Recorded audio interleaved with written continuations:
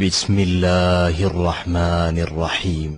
لا إله إلا الله محمد رسول الله.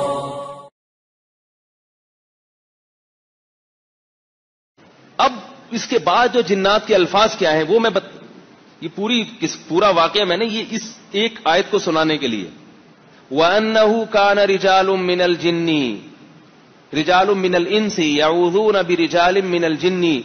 اے جنات، اے ہماری قوم کے لوگوں، تمہیں یہ بات معلوم ہے کہ انسان ہم سے ڈرتے، ہم سے پناہ مانگتے ہیں، ہماری عبادت کرتے ہیں. کیوں؟ اس لیے کہ وہ ہم سے ڈرتے ہیں. فَزَادُوهُمْ رَهَقًا، جس کی وجہ سے جنات کی سرکشی بڑھ گئی اور ہم نے انسانوں کو نقصان پہنچانا شروع کر دیا، یہ سوچ کے کہ یہ ہم سے ڈر رہے ہیں. تو آپ کو جس کے بارے میں پتا چل جائے کہ یہ آپ سے ڈرتا ہے تو آپ اس پہ شیر ہو جاتے ہو کہ نہیں ہو جاتے؟ اس سے پتا چلتا ہے کہ جن اصل میں یہ کہنا چاہ رہے ہیں کہ ہم تو کمزور ہیں، ہمیں انسان سے ڈرنا چاہیے. لیکن ہم نے جب دیکھا کہ انسان ہم سے ڈر رہے ہیں اور ہم سے مختلف تعویذ گنڈوں اور ان چیزوں کے ذریعے جو ہے نا ہماری پناہیں مانگنے کی کوشش میں لگے ہوئے ہیں، تو بجائے ہم ان سے ڈرنے کے ہم ان پر کیا ہو گئے؟ شیر ہو گئے. تو اس سے کیا پتا چلا کہ جو جنات کو زیادہ لفٹ کراتا ہے، جو جنات سے بچنے کی زیادہ کوششیں کرتا ہے، جن آتے کس پر ہیں؟ بولو بھائی، بولیو یار، یہ بیان نہیں ہے میرے بھائی، یہ آپ لیکچر سمجھیں، آپ کو سبق یاد کرایا جا رہا ہے، ABCD یاد کرائی جا رہی ہے. میں آپ کی زبان سے اس لیے نکلوانا چاہتا ہوں آپ کو یاد رہے، یہ پھر بھول جائیں گے، پھر کل فون آئے گا شام کو، حضرت وہ میری وائف پہ جن آیا ہوا ہے. مجھے پتا چلا وہاں مسجد میں بہت بڑے بزرگ ہیں، تھانوی سلسلے کے ہیں. وہ یہ سلسلے مجھے اس لیے بتاتے تاکہ میں ان سے متاثر ہو جاؤں. یہ تھانوی سلسلے کے ہیں بھائی، وہ تو مدنی سلسلے کے ہیں، وہ تو چشتیہ قادریہ ہیں، وہ تو بڑے توحید پر، حضرت وہ تو پیسے بھی نہیں لیتے. تو میں ان چیزوں سے متاثر نہیں ہوتا. وہ پیسے لینے کے بجائے دے بھی رہے ہو نا کہ ایک دفعہ علاج کے 100 روپے دوں گا میں، تو بھی میں متاثر نہیں ہوتا.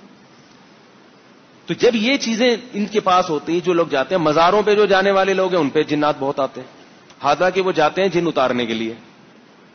کیا خیال ہے؟ مزاروں پہ کبھی جا کے دیکھو، کوئی یوں گھوم رہا ہے، کوئی یوں گھوم رہا ہے، وہ سب پہ جن گھما رہا ہے. کسی کو جن یوں پکڑ کے یوں گھماتا ہے، ایسے گھوم جا بھائی، تو وہ گھوم رہا ہے. کسی کو یوں کر کے یوں گھما دیتا ہے. اور جب مزار پہ گئے آپ تو تھوڑی دیر کے لیے وہ جن کیا کرتا ہے؟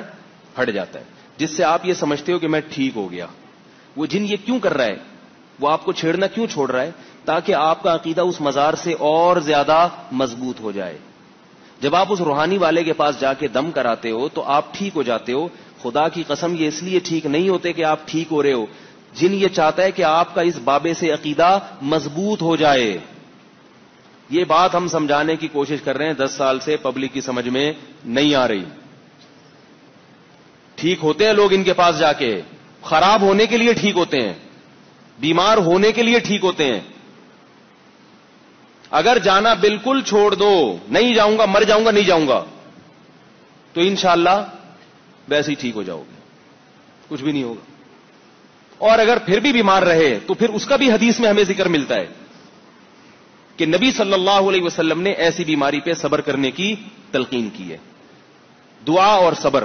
ایک صحابی آئی نبی کے پاس، ان پہ اسی طرح آسیب کا کوئی مسئلہ تھا، کوئی دورہ پڑتا تھا، کیا ہوتا تھا، وہ اپنے کپڑے پھاڑ دیتی تھی، برہنہ ہو جایا کرتی تھی. نبی کے پاس آئیں، عرض کیا یا رسول اللہ یہ پریشانی ہے، دعا کریں. آپ نے فرمایا کہ میں اللہ سے دعا کروں گا تمہاری یہ بیماری ٹھیک ہو جائے گی، لیکن اگر تم صبر کرو گی تو میں تمہیں جنت کی بشارت دیتا ہوں. آپ نے یہ تو نہیں کہا جاؤ بابے کے پاس، فلانے کے پاس، فلانے کے پاس، وہ یوں کر دے گا، وہ یوں کر دے گا. صبر بھی تو کوئی چیز ہوتی ہے. ہر